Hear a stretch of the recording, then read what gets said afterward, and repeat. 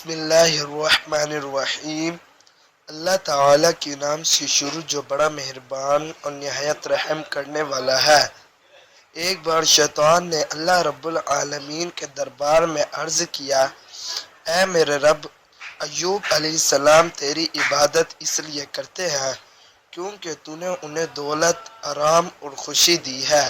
اگر ان سب چیزوں کو ان سے چھین لیا جائے تو تیری عبادت چھوڑ دیں گے۔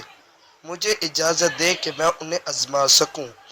اللہ تعالی نے شیطان کو اجازت دی اور کہا، جا، اگر تجھے لگتا ہے کہ تو میرے نیک بندوں کو بہکا سکتا ہے تو آزما لے۔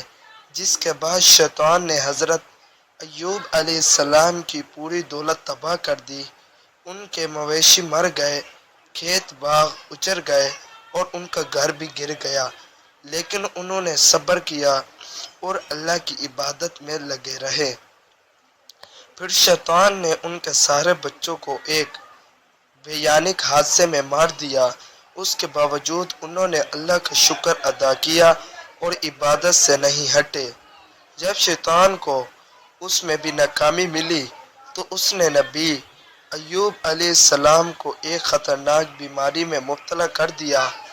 ان کے پورے شریر پر پھوڑے پھوسی ہو گئی، یہاں تک کہ لوگ انہیں شہر سے باہر نکالنے پر مجبور ہو گئے۔ ان کی پتنی حضرت رحیمہ علیہ السلام، ان کی زوجہ حضرت رحیمہ علیہ السلام ان کے ساتھ رہی اور ان کی سیوا کرتی رہی۔ ایک دن حضرت رحیمہ علیہ السلام علاج کے لیے کچھ دوا لے کر آئی، لیکن حضرت ایوب علیہ السلام نے کہا، جب تک اللہ نہیں چاہتا میں کوئی علاج نہیں کروں گا کہ بیماری 18 سال تک رہے۔ لیکن ایوب علیہ السلام نے کبھی بھی صبر کا دامن نہیں چھوڑا۔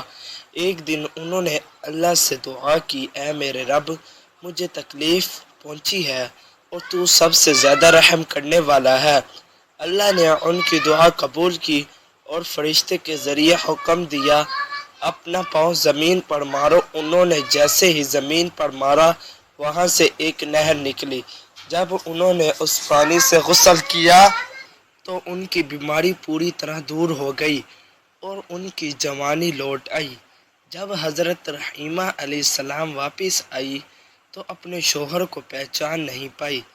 جب انہیں حقیقت پتہ چلی تو ان کی آنکھ سے خوشی کے آنسو بہہ نکلے۔